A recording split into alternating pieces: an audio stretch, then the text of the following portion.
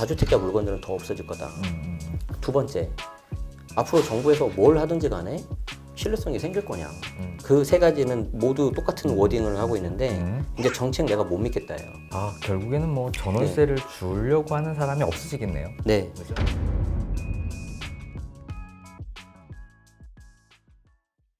대표님, 뭐 이번에 세제 개편안 때문에 다주택자가 좀 영향을 좀 많이 받을 거라고 말씀을 해주셨잖아요. 네네. 그럼 다주택자에 대한 변화 어떻게 조금 제가 봤을 때는 네.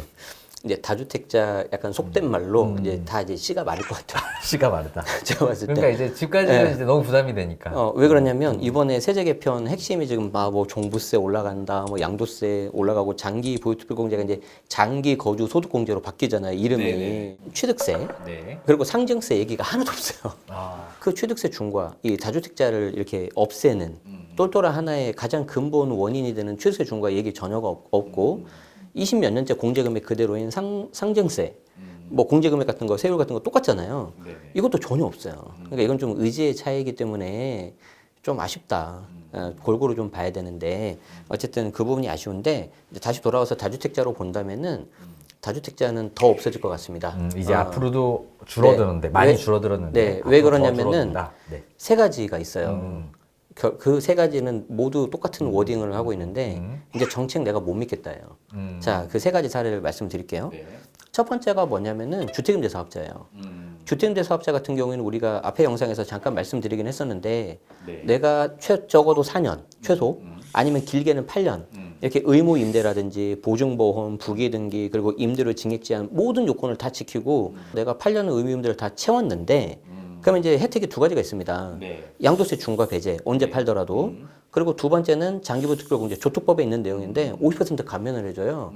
이걸 지금 없애버려요. 이게 좀 너무한 것 같아요. 이건 좀 너무한 것 같아요. 8년 동안 이제 의무를 다 한 사람들한테 기존의 그 네. 혜택을 다 이제 뺏는 거잖아요. 네, 저는 뭐 법률 전문가는 아닌데 이거는 명백한 소급 이슈가 있고 굉장히 좀 혼란을 야기할 수 있고 어떤 국가를 상대로 소송도 갈 수 있다. 비유를 이렇게 해볼게요. 내가 정말 열심히 공부해서 밤 늦게까지 남들은 놀 때도 나는 공부하고 해가지고 내신 관리도 잘하고 수능도 잘 봐서 예를 들어서 뭐 의대 합격도 하고 아니면 로스쿨 가서 변호사 시험 합격을 했어요. 그런데 야, 의사들이 이렇게 돈이 많이 버는 게 맞아? 변호사가 아무리 고소득자라도 너무 많이 버는 거 아니야? 자, 지금부터 모든 면을 다 없애고 다시 합시다. 지금 이거예요, 지금. 이거는 이렇게 하면 안 돼요. 그래서 지금 좀 말씀드리자면은 27년까지 팔면 지금과 같은 양도세 중과 배제 장특공 다 받을 수가 있습니다. 27년까지, 내년까지. 네. 그런데 이제 아까 그 중간 단계 28년에 하면은 양도세 중과 절반만 하고 그리고 장특공을 50%가 아니라 30%. 그리고 29년부터는 그냥 다 중과가 들어가기 때문에 문제가 뭐냐면 대부분이 다 지금 현재 토호제로 묶여 있잖아요. 자, 그럼 이거 새끼 물건 어떻게 할 거예요? 이제 좀 죄송하지만 그 임차인분한테 말씀드려서 아, 정말 저도 조금 더 보유하고 싶었지만 어쩔 수 없습니다. 팔아야 되면서 이제 하는데 이제 어떻게 보면 그분이 가장 좀 피해를 보시겠죠.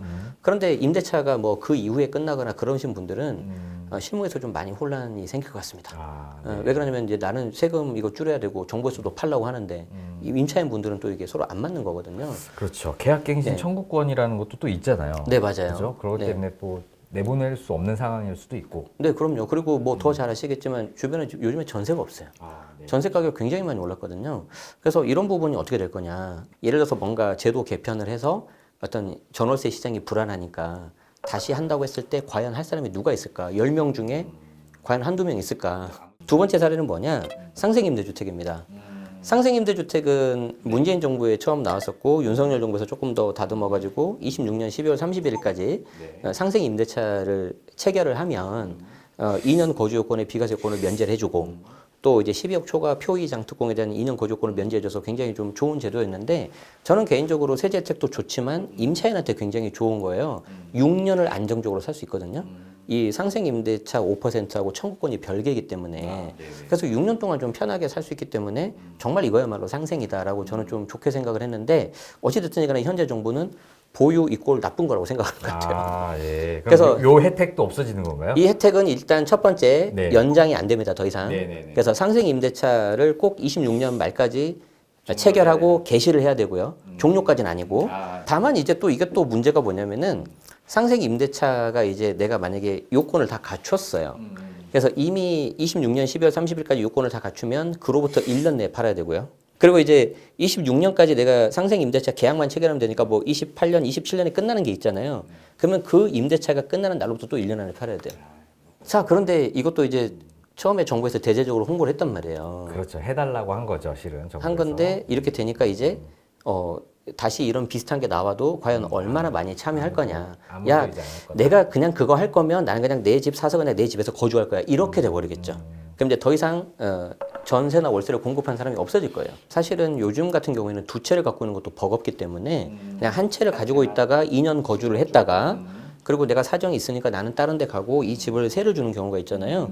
그런데 앞에 우리가 이제 종부세 그 세부담 말씀드렸었는데 물론 이제 재경부에 있는 시뮬레이션을 보면은 좀 극단적인 케이스긴 한데 고가주택 같은 경우에 뭐 이런 케이스가 있어요. 연세가 70세 정도시고 그냥 보유만 계속 하신 거예요. 거주를 안 하시고. 그게 보유세가 처음에는 한 400만 원인가 나와요. 근데 좀 집값이 한 40억, 50억 좀 비싼 거예요. 근데 계속 보유를 안 하고 거주를 안 하시잖아요. 28년도에 얼마가 나오냐면 1,500인가? 한 4배, 5배가 올라버려요, 보유세가. 그러면 이분들이 내가 월세를 준다고 하도 한계가 있잖아요. 그럼 너도 나도 아마 들어올 가능성이 높아요. 그렇죠. 아니면 정말 그에 상응하는 월세를 월세를 올려버리는. 올리든지. 네. 아, 결국에는 뭐 전월세를 주려고 하는 사람이 없어지겠네요. 네. 그죠? 이게- 그런데 지금 우리가 세계에서 2개밖에 안 했어요. 아직 안 끝났어요. 아, 그런가요? 네. 더 듣겠습니다. 네. 더 말씀해 주시죠. 저도 말하면서 가슴이 아픕니다. 아, 네네. 자, 감면주택이라고 있어요. 감면주택. 미분양주택. 요 옆에 있는 마곡. 저 경기도에 있는 좋은 곳 중에 하나인 광교. 여러분들 이런 곳들이 다 미분양이었습니다. 근데 이제 그런 걸 사면 5년 동안 양도차익 감면을 해주고 그리고 주택세수도 빼주고 그런 여러 가지가 있거든요. 근데 이제 거기에 해당되는 주택도 기한을 둬버려요. 팔아라. 아, 그래요? 아니, 이미 그 네. 주택법이나 뭐 그런 거에 네. 대해서 해주면 끝까지 가야 되는 거 아닌가요? 제가 드리고 싶은 말씀이 그 말이에요. 내가 주택법에 의해서 리스크를 안고 산 거잖아요. 네네. 아까 첫 번째 사례 들었던 주택임대 사업자도 리스크를 안고 내가 8년 임대를 했잖아요.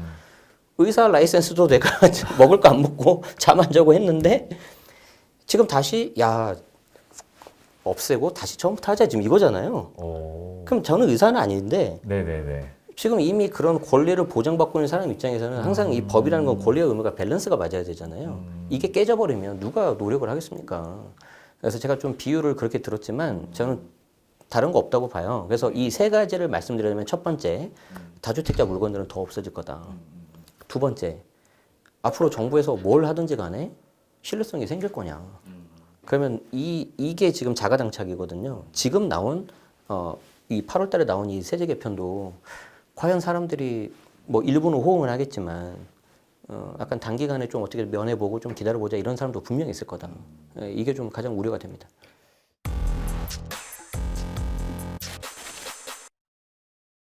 자, 그럼 지금 혹시 전세나 월세를 살고 계시는 무주택자분이 계신다. 그러면 지금 상황에서는 어떤 선택을 하는 게 좀 맞을까요? 일단은 본인의 어떤 소득하고 갖고 있는 자금에 따라 다른데 물론 사람마다 다 다르죠. 그리고 집값이 좀 비싸기 때문에 이게 좀 신중하게 접근하셔야 되긴 하는데 내가 만약에 가용할 수 있는 자금을 다 동원했을 때 뭐 금액이 5억이다, 7억이다, 8억이다.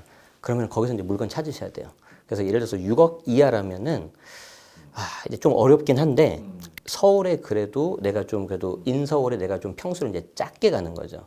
심지어는 내가 17평, 18평도 가야 될 수도 있어요. 요즘 그 소형 평형대가 또 네. 굉장히 더 많이 오르고 있는 개인적으로는 시장인가요? 저는 10평대는 조금 이렇게 좀 이렇게 선호한 편은 아닌데 아, 네네. 수요가 좀 한정돼 있어서 그런데 최근에 좀 분위기를 보니 야 이것도 만만치 않다. 네. 그래서 이제 좀 내가 6억대에서 이하에서 서울 외곽이라도 할 거냐 아니면 경기도를 내가 할 거냐 이렇게 좀 선택을 하셔야 될 것 같고요. 그리고 이제 경기도 중에서도 이제 일부 몇몇 군데는 지금 현재 규제 지역이 아닌 데가 있죠. 네. 그래서 이제 그런 곳 중에서 내가 좀 나중을 위해서 예를 들어 한 9억에서 10억대인데 전세가 그래도 좀 있으니까 한 4에서 5억 정도를 내가 세를 끼고 하나 사둘 거냐. 예, 그런 전략이 또 하나 있을 것 같아요. 나는 그냥 좀 지금은 좀 빈곤하게 있고 임차로 있고 그래서 그런 전략도 저는 나쁘지 않은 것 수원 같아요. 병점이나 저기 다산 네네. 신도시나 이렇게 네. 안양 쪽에 지금 네네. 다산하고 안양 만안구하고 네. 수원에 그 말씀하신 병점하고 특히 영통 네네. 거기 좀 잘 보시면은 내가 좀 접근 가능할 수 있는 지역 물건들이 있을 것 같다. 그리고 이제 사실 이제 재개발 재건축은 또 이제 시간도 시간이고 금액이 좀 많이 들어갈 수가 있잖아요. 물론 이제 똑같이 들어가긴 하지만 상대적으로 조금 속도가 빠른 리모델링 같은 것도 좀 보면 좋을 것 같아요. 리모델링. 대신에 이제 막 이제 초기 이런 거 말고 좀 이제 진행되고 있는. 있고 막 2주 앞두고 있고 그런 것들 같은 경우는 그래도 내가 어느 정도는 확정이 돼 있으니까 지금 내가 이렇게 해놓고 나는 좀 임차로 있고 3, 4년 아니면 4, 5년 정도 후에는 새 아파트를 받는다. 이 전략을 좀 해보시면 좋을 것 같습니다. 그런데 안타깝지만 내가 조금 더 시간이 필요하다 그러시면은 일단은 뭐 청구권을 아껴둘 필요가 없죠. 일단 먼저 써야 되겠죠. 쓰고 이것도 하나의 팁인데 내가 있는 곳이 좀 약간 임대료 전세든 월세든 싼 곳에 들어가시는 게 좋아요. 그래야 내가 시세보다 좀 싸야 내가 나중에 빠져나오기가 편합니다. 그래서 예를 들어서 2년 청구권을 써서 2년 동안 있었는데 내가 중간에라도 뭔가 돈이 마련되고 갈 수 있다면 1년만 살고 나오는 거예요. 그렇죠. 오히려 복비 그냥 차라리 복비 내고. 근데 그때 나올 때 내가 좀 물건이 가벼워야 좀 빨리 빠져나올 수 있잖아요. 그래서 그냥 전세라고 해서 그냥 아무 데나 다 들어가지 마시고 좀 시세 대비 약간 싼 곳으로 가는 게 좋을 수 있습니다. 이게 주변에 또 지인들도 보면 네. 뭐 전월세 너무 많이 오르고 있대요. 전세도 네네. 오른데 월세가 정말 많이 오르고 있다고 하더라고요. 2년 네. 전에 비해서 뭐 1, 200만 원 더 추가되는 건 그냥 기본이 된 것 같더라고요. 그러니까 고민을 하기 시작하더라고요. 그러니까 기존에는 그냥 월세 사는 게 좀 저렴하고 남는 금액을 가지고 주식 투자를 이제 금융 투자를 하셨던 분들이 이제 2년 딱 지나고 나니까 이게 너무 많이 올라가니까. 게다가 또 최근에 좀 주식시장도 좀 어려워가지고 사실 뭐 모든 자산 시장이 다 그렇죠. 주택 같은 경우에는 그래도 내가 이제 가격의 등락은 있을 수 있지만 내가 실거주를 하잖아요. 그래서 실거주적인 관점에서 좀 접근하시는 게 이번에 나온 세제 개편 방향성하고도 맞고 그렇기 때문에 너무 여기서는 막 무리하게 욕심내지 마시고 가용화시는 선에서 어떤 최소한의 실거주 그리고 최소한의 어떤 리스크 해칭 화폐 가치가 너무 하락하니까 그렇게 접근하시는 게 좋을 것 같습니다. 그럼 대표님은 이번 세제 개편안 때문에 초고가 시장의 매물은 그래도 좀 나올 것 같죠? 27년도에 좀 나올 것 같아요. 나올 것 같고. 네, 27년도에 분명히 나올 것 같습니다. 나오면 지금 안 그래도 초고가 시장이 약간 주춤되고 지금 요 다른 중저가 시장이 이렇게 올라가고 있는 상황이잖아요. 네네. 그럼 이게 조금 더 진행이 될 것 같으세요? 네, 저는 우리 올해 초에 2월달, 3월달에 양도세 중과 때문에 급매가 나왔었잖아요. 그렇죠. 그때 막 일부 언론사에서도 이제 막 10% 떨어졌다 막 이렇게 막 기사 나오고 했잖아요. 근데 우리도 KB 부동산에서 제가 촬영도 했지만 언제 그러냐면서 지금 다시 올라갔잖아요. 그 기간 차이라고만 봐요. 다시 이렇게 눌리더라도 다시 올라갈 왜 거다. 그러냐면 이제 일부 급매가 나오긴 나올 거예요. 근데 계속 말씀드리지만 이걸 받아줄 매수자들은 이제 완전 고소득자밖에 없어요. 근데 그 중에서 이제 일부 급매로 좀 한 10% 내외로 이렇게 살 수는 있겠죠. 자, 그리고 나서 이분들이 매도를 하고 시골에 가는 사람들은 많이 안 계실 것 같고 주변 인근으로 퍼질 건데 그럼 그 주변 인근에 다시 그 자금의 유동성이 들어가잖아요. 그럼 얘가 다시 올라가면서 여기 있는 사람들이 이게 이 가격이라고? 그럼 이거 가야지 이렇게 돼요. 또 이게 아까 제가 그 노원, 중랑, 외곽 같은 경우 좀 오르고 있다고 그랬잖아요. 그게 올라가면 이제 사람들이 다시 이 생각을 합니다. 이게 이 가격이라고? 그러면 이 가격이면 내가 차라리 성북구, 동대문 사는 게 낫지 않나? 다시 내려와요. 계속 순환 매매 갈 겁니다.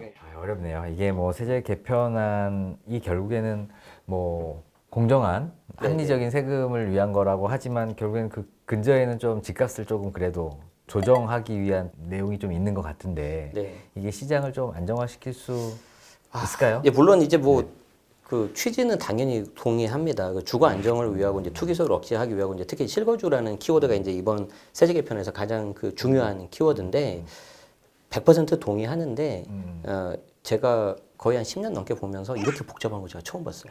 제가 고백하건데 처음으로 근데 그만할까? 그래서 그만큼 이게 뭐라 해야 되냐면은 약간 좀 뭔가 어거지로 끼워 맞추는 느낌이 좀 들어요. 그러니까 이게 서두에는 뭔가 간결하게 만든다고 했는데 이렇게 들여다볼수록 어렵더라고요. 어려워요. 연도별로 다 다르고. 제가 보통 세제 개편 나오면 제 개인 블로그라든지 글을 포스팅을 하나 쓰는데 3개로 나눌 수 있는 거 처음이에요. 제가. 그래요? 그러면서 마지막에 뭐라 그러냐면 더 자세한 거는 다시 하겠습니다. 그래서 마치 뭐라 그러냐면 3시간 동안 막 전화 통화하다가 야, 더 자세한 거 만나서 얘기하자. 약간 이런 느낌이야.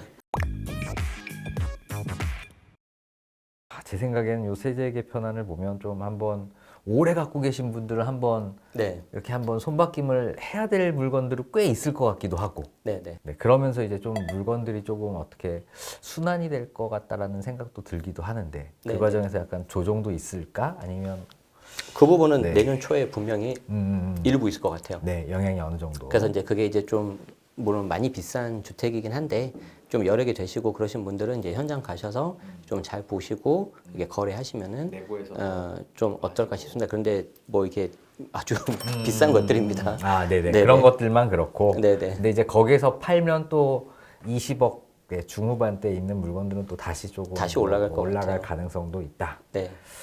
자, 그럼 뭐 그래도 우리는 또 살아야 되니까 네. 어떤 변화에도 이런 규제나 어떤 환경 하에서도 어떻게 하는 게 또 올바른지에 대해서 한번 3부에서 한번 또 자세히 여쭤보겠습니다. 네.